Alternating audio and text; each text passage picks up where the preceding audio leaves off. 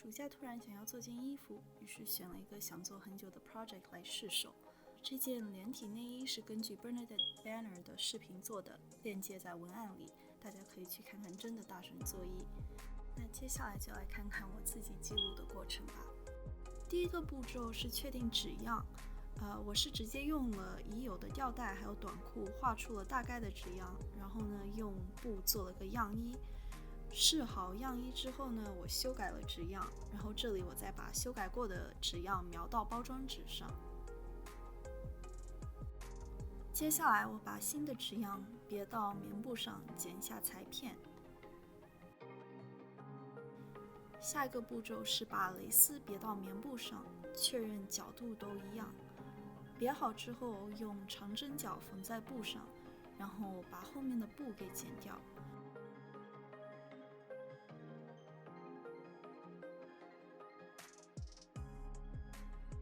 接下来把上面的蕾丝别上去，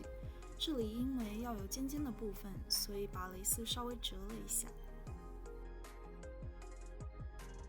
上衣的蕾丝都缝好之后，我用折缝锁了下摆，下摆锁边后就开始抽折。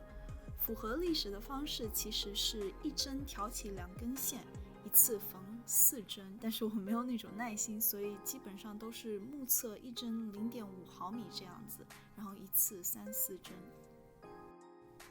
抽好褶后，我把腰带缝到了上衣上。棉布的部分就让腰带的蕾丝在棉布的后面，然后蕾丝的部分就让腰带的蕾丝在前面，这样上衣蕾丝的尾部就能被腰带的蕾丝给遮住。下一步就是做裤子，这里我在剪裤子的裁片，大概剪了3次吧，因为一直忘记要留出一点点空隙来缝边。历史上维多利亚时期的内衣裤子其实都是开裆的，但是我不是特别想开裆，所以设计成了正常的裤子。但是在我把屁股的缝给缝好之后，我突然想到，就是前面其实是一定要开裆的，因为这套内衣的腰部不是用松紧带收起来的，而是用没有弹性的蕾丝缝在手工抽褶的布上，所以说前面要有个开口才能穿得上去。这里我再用倒针把裁片给缝起来。接下来我把上衣和裤子缝到了一起，这个时候我发现我的上衣太大了，就看上去特别像个灯笼。这是因为我设计的时候没有考虑到蕾丝是不能抽褶的，所以说棉布部分的褶子会特别密。为了让上衣看上去不那么的灯笼，我把里面的一些部分给缝到了一起，但是这样一来，就是蕾丝就不是完整的一条了，特别遗憾。下次就知道要考虑蕾丝的事情了。接下来缝上了肩带，同时还用别针标记出裤子要裁到哪里，锁边之后就把菱形的蕾丝给缝了上去。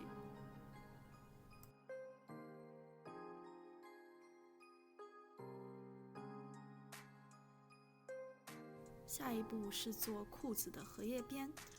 荷叶边是由2块布组成的，然后一开始这一条布比我站起来举起手还要高，所以锁边锁了整整2天。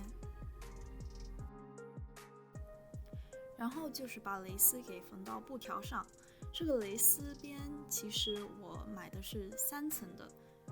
最后发现还好买的是3层的，因为需要的比我预想中的要多。如果买了就是正常的1层的那种蕾丝边，买的长度根本就不够用。这里是抽好褶的荷叶边，因为实在是太长了，所以把褶子都给扯掉，然后重新抽了一遍。接下来剪了一下菱形的蕾丝引丝带，这个丝带的颜色特别好看，但是没能找到我想要的宽度，这个已经是最接近的宽度了。下面把荷叶边缝到裤腿上。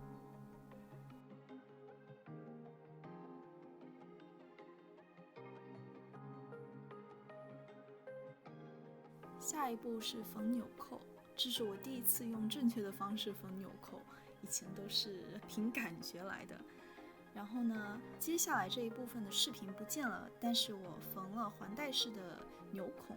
步骤是用线打2个圈，然后呢绕着它们打1圈的结。虽然说过程并不是很复杂，但是因为要在白色的蕾丝上用白线搞这种操作，所以一度感觉自己要瞎了。最后的最后，就是把上面的丝带给缝上。虽然听上去像是最简单的步骤，但是不知道为什么一直把丝带给定位错，所以拆拆缝缝了个5、6遍才做好。最后把尾部给剪一下，就大功告成了。